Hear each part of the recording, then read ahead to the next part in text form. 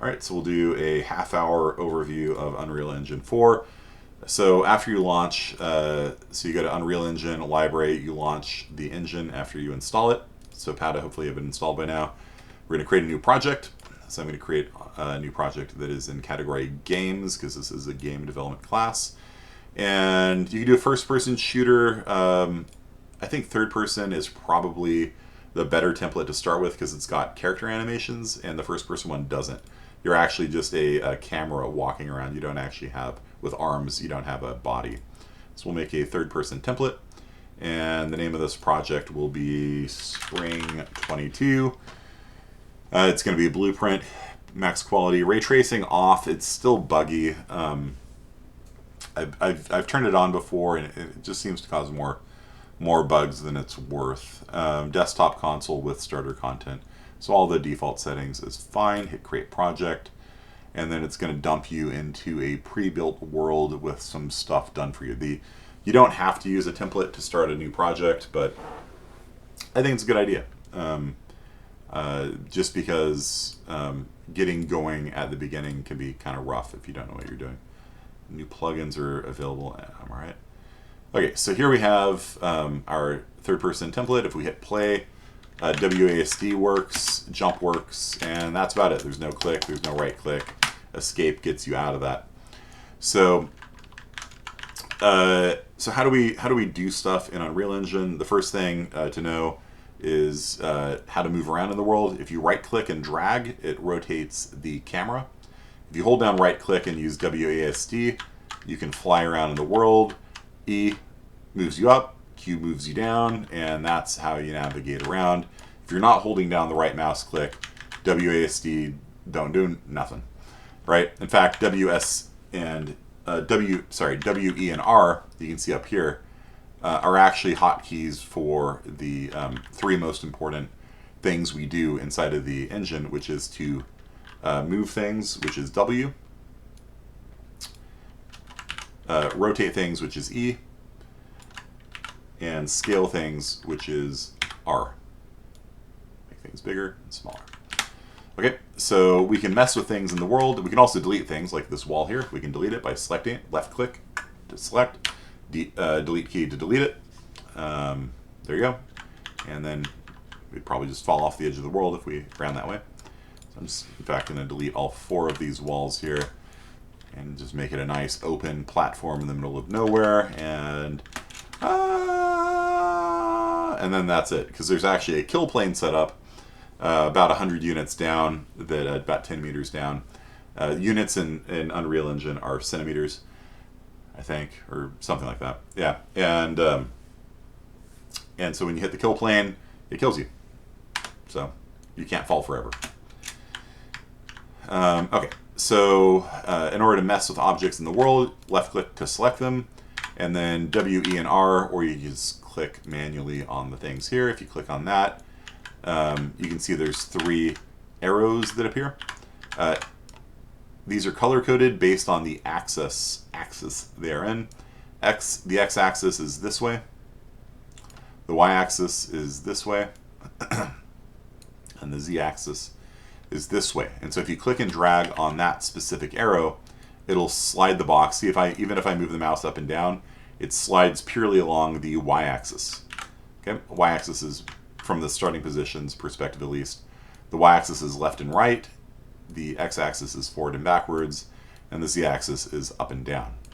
And then you can hit the end key. If you hit the end key, it will snap the thing down to the ground. And so with the translate tool on, you can click and drag on those arrows. If you click on the intersection of 2 arrows, then it will slide on that plane. So you see right there, I selected between the X and the Y. I can click and drag on that, and it will slide around on the plane. Very useful without it coming up off the ground. And likewise, I can move it on the XZ plane or the YZ plane by clicking on the intersection right there. Okay. And if you click on the very center of it where that white dot is, you can free move it in all 3 directions, which is usually not very useful.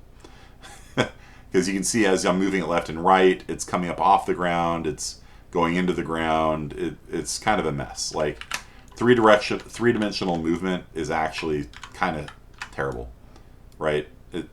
You almost, like, you see that, like, it's going this way, it's going this way, it's going down into the screen. It's just kind of, I pretty much never do it. Like, if I wanted to move this box on top of the ramp there, I would first translate it vertically like that, translate it over like that, and then hit N to snap it down to the platform. And then I'd fly around. I'm holding down right mouse click, WASD, and then I would probably just tweak it a little bit like this. Okay, it's sticking off the edge of there. So I come over here, and there we go. So now the box is lined up on the thing, and then I would probably play it, just come over and take a look. All right, looks good to me. You can see the shadow is still on the ground, and it tells you that lighting needs to be rebuilt. That's because that shadow is now out of place. Okay, so next up is rotating it. So I hit E, or you can click on that tool there, and you can rotate it around this way to rotate things. Rotating, there's 3 different planes you can rotate on. You can rotate along the Y, the X, or the Z, the Z or the X axis. And so it rotates around that axis. Okay. And then for scaling, you can scale something in just one dimension like this. Like if you wanted to make a wall or something, you could like stretch it out to be like a long, flat pancake of a wall. Usually though, when we scale things, like especially if we have starter content, props, like if we got like a, I don't know, like a chair or something like that, when you scale something, it looks quite terrible when you scale it in just like one axis. And if you have any textures on it, they stretch and they look really terrible. Like it just doesn't look good when you scale them like that. And so usually when I scale things, I actually rarely scale things actually. But when I do, I usually do it in all 3 dimensions at the same time. And then you can see that the thing doesn't distort and look weird, and the textures don't stretch. And they just kind of look, it looks like the Jedi Council. See, yeah, it's true. So next thing to do is, I'm going fast because we did talk about this last week in class, but I want to kind of have it on video for you guys as well. Next thing you do is you can add a material to an object, and you can do so by, if this is not shown, by the way, you can click on the little show or hide the sources panel here, click on that, click on materials, and then you can look at all the sample materials that it comes with. So if you want to make this box grass, you can just drag the grass material onto the box, and it is now a grass box. If you want to make it glass, you can drag it on there, and that looks kind of cool. Certainly better than the glass box, that's for sure. And you can change the material to all sorts of different things. There's various metals and rocks and grasses and concrete, things like that. And test patterns and things like that. That one looks pretty bad. Okay. So I'll just make it, I'll make it glass. Glass looks kind of cool. And so you just drag out a material onto an object, and it sets the material on that object. You can also do it while the object is selected over here on the Materials tab. You can click on that. And most things in Unreal Engine have a smart search option on that like that. So if you know that you want to make it grass, you could, over here, browse over to grass and drag it up. But a lot of times you got just 9 million things in your directory.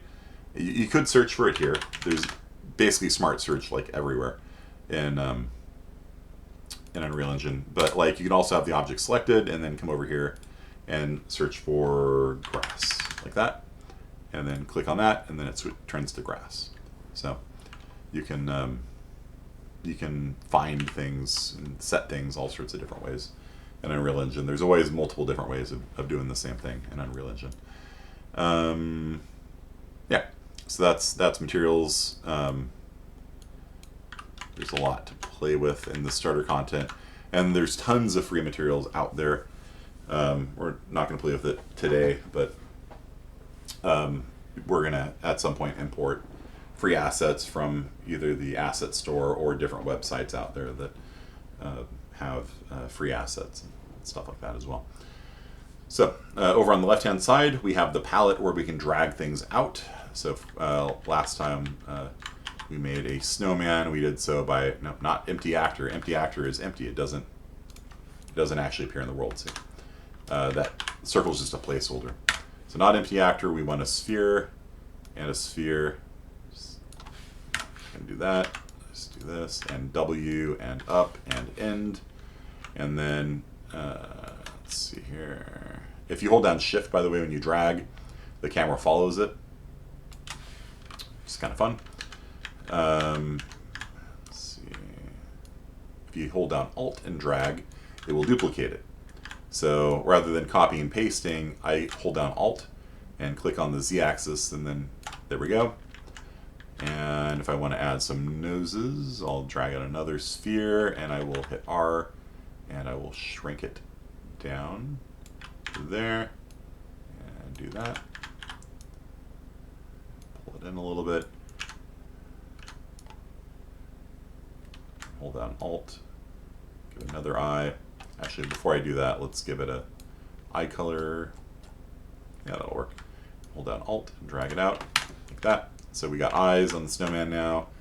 Now we need a nose, so I will drag out a cone, and it's pointed the wrong way, so I will rotate it 90 degrees that way. Pull it up this way. You can see it's too big, so I'm going to scale it down a little bit, and I might even narrow. No, the grid size is too big on this, but it's fine for our purposes now.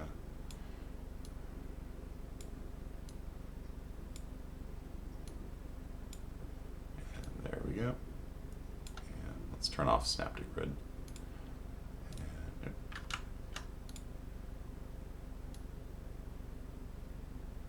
So if you click on that, it'll turn on or off Snap to Grid, and that allows you to do fine-tuned adjustments to it. And then we need something kind of carrot colored, so we'll do gold. Nope, that's the wrong one. Let's do it onto the nose. There we go. Okay, so pull it up a little bit. So there's a snowman. Okay, so you can do things easy as that, dragging things out, scaling, rotating, moving. That's something to just get into the habit of. W, E, and R are great shortcuts to know. W, E, and R. And then you got your basic shapes over here that you can use to build stuff. And so for your next assignment, what you're going to do is you're going to build a little house. Okay. So build a house with some walls and a chimney and a roof, whatever.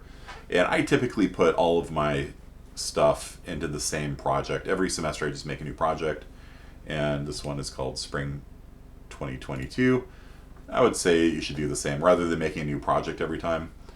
And so what you're gonna do for your homework is, probably drag out a cube and like move it up and snap it down, and R and scale it down a little bit and scale it out a little bit and scale it up a little bit, and then move it up a little bit and snap it down. And so you know what I'm saying? Like, let's see if we can find some good wood in here. Yeah, how about that? So there we got, might be a little too dark. There we go. There we go. It's got some wood. Yeah, it looks nice. And then build a little wood cabin. Maybe with a door or whatever. If you go into the props folder over here, you can see that there's that's a window frame. There's a door frame, and that wall's a little bit too big, I guess. Snap that down. There we go. There we go. And slide that out. So we get a little door frame here. Snap to Grid would be helpful, huh?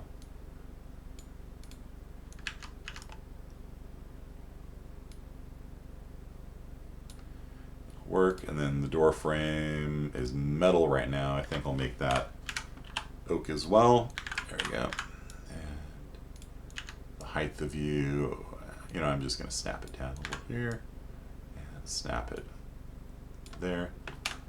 And there's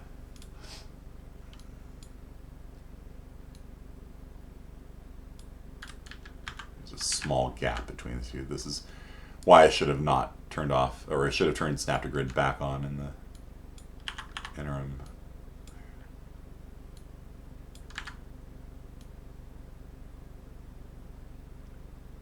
Very small gap between the two of those. Yeah.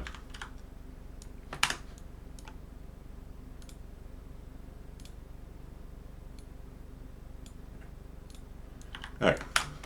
Yep. Yeah, so you can play with that, get everything kind of lined up nicely. These things are now snapping on. They don't line up with each other because I had Snap to Grid turned off. Let's see. There we go. That looks better. So build a little house. That's your goal.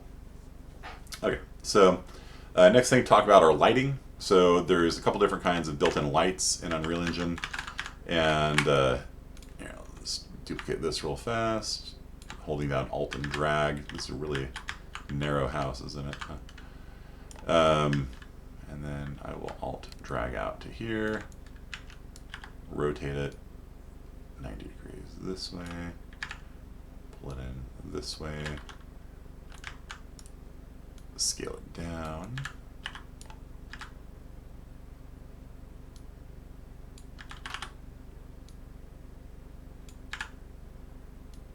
I'm not going to worry about it because that's not the point for now. So what I'm going to do is put a roof on it, and I want you to do like a pointed roof or something probably, but I'm just going to do a flat roof just to make a point about shadows.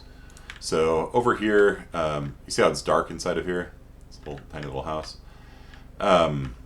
If we rebuild the lighting, it'll even get darker. So lighting quality, preview, build lighting only. And so when you build the lighting, it's actually going to calculate the light levels across the map. And so, there we go, it's still going. There we go, build lighting completed. By the way, that's a lot faster than it used to be. Unreal Engine used to be quite slow at that, even on a simple map on preview mode. So you can see it's quite dark in here, all right? And so if you're making a big interior space, this one's small enough that I wouldn't worry about it in a video game, although I would worry about that little gap there. I would try and make sure everything's snapped to grid, and that misaligned roof is bugging me, but whatever, it's not the point of right now. If you have a big indoor area, you want to make sure that it is well lit, or lit enough for the purposes of your scene. And so there's a couple different options here. If you click on the Lights tab, we were normally on the Basic tab. If you go to the Lights tab, there's a few different kinds of lights. The most basic light is the point light. You drag it in there, and it's a light bulb. Okay. So wherever you put it, it will light up the area, and you can hang it from the ceiling. It doesn't matter; it's invisible. If you come in here, you see how there's no icon for it when you're actually in the game. So that'll look a little weird because you got light radiating from nowhere. So you can do things like have a wall lamp like this, and pull it out a little bit.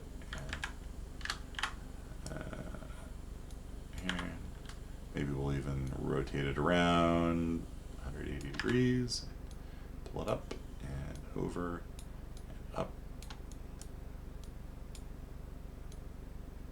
like that, and set it over here. So now we got a prop in the world that is emitting, quote unquote, emitting light. See, now it looks more plausible, right? You got a lamp. But objects in the world by default don't emit light. You gotta drag a light source out onto it. Okay. So that's a point light. A spotlight is used to direct light towards things, specifically things that you want to draw people's attentions to. That's how spotlights were used in theater. Even back in like Shakespeare's days, he would have, they would have these like chemical spotlights that would direct light towards the actors they want people to pay attention to. And that's what spotlights are used for in games as well. If you have a specific object in the world that you want to draw attention to, like this little statue right here, by default, that statue is just kind of going to blend into the background. You're not going to really notice it, really.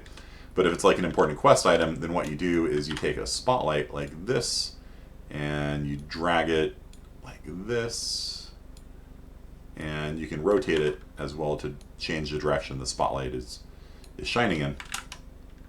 I'm just going to kind of put it over it like that, and now when you look around, oh, look at that. You see that? So the thing is kind of highlighted, and the way the human brain works, like I said, there's a lot of psychology that goes in, human perception that goes into game making, is that when there's light directed on something, we tend to fixate on it. Like our attention is drawn towards things that have a light kind of shining on them like that. And so even though you don't see like an actual prop shining light on it, it sort of captures our attention. It's a little off center. Let's pull this to the left a little bit. Oh, look, yeah, there's the thing, and you pick it up. And if you do it correctly, you don't annoy your gamers. Like sometimes people get annoyed when there's a giant arrow pointing over something. Like here's the thing you need to pick up.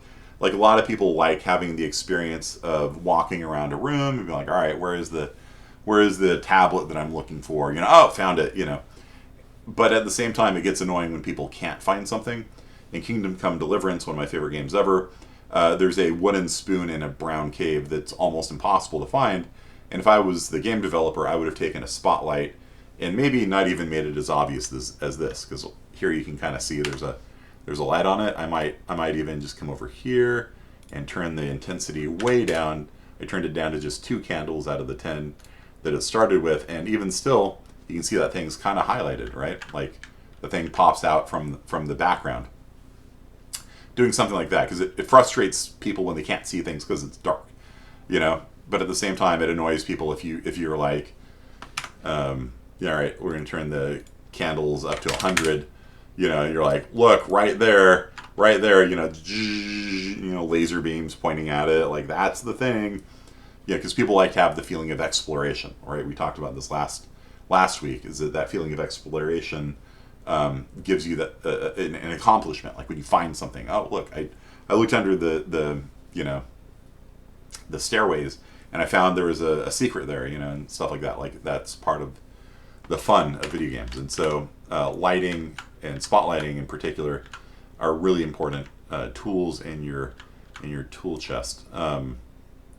So point lights, spotlights, and then there's rectangular lights that work like a window. It's like if you had a window here, like that, like you had a window like that. This would simulate like light shining in through a window, right? Useful if you have an indoor scene, right? And you want to simulate light coming in from a window. It's very useful. Directional lights are like the sun, basically. So you can have 2 suns actually in the world at once if you want it. There's already one directional light in the world, and you can find that over here under directional. Again, smart search, right? If you double click on it, there's the sun right there. It's not up in the sky. It draws up in the sky. It draws up here. But the icon, the placeholder, the thing you click on in the editor, if you move it around, it doesn't do anything, right? It's millions of miles away. But if you rotate the sun, you can cause shadows. And this changes mood, right? If it's sunset or sunrise, that's a different mood than when it's high noon, right? It's high noon. Yep. And so you can change the color of the sky. You can make it sunset. There's a lot of stuff you can do with emotion and mood and things like that, using the sun and the lighting and things like that. That is just really important to pay attention to. Okay. So your assignment for Thursday is I want you to build a cabin that looks better than mine. I threw this together quickly, almost too quickly, because I wanted to get to the point on lighting today. Do as I do. No, wait. Do as I say, not as I do. Make a nice looking little cabin using, you know, I would say wood of some sort. You know, make a little thing. Maybe put some you know, decorations on the inside of it. Chairs, tables, benches. You know, whatever it comes with. You don't have to. You know, there's something here. I don't know what that is. There's starter. There's a shelf, you know, you put in the world. You know, just make a little house. Decorate it. It's kind of like architects do stuff like this where they make a world in 3D and visualize it for their clients, right? So like, I don't know what this is going to look like, so they build it in twin motion or whatever, and then the clients can kind of walk around and be like, oh yeah, that does look nice, but could you make the stairway come this way instead or something like that? So you guys all understand? That's your assignment for today. Build a cabin in the woods, basically.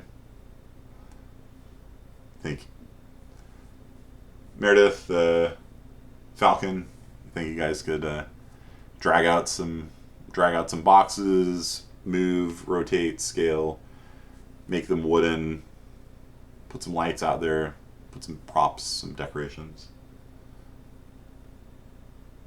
So Aaron, yeah, you've taken 50 A and B. I'm pretty sure you could build a cabin in the woods. But Yaverino, Meredith, Alex, you guys can do this. Make a little building. It's not too bad, I don't think. Just screenshot it, put it up on canvas, done. Okay. And if you have any questions, as always, post on the Help Center, and me or one of the many volunteers that volunteer to help out with you guys will help you. So let's build a little house. Screenshot it. Okay. Do you have to be there at 4? Nope. We're going to do the 50B people at 4 o'clock. Okay? All right. Peace out, you guys. See you next time. Oh, and when you hit save, also save all is useful because sometimes you modify assets.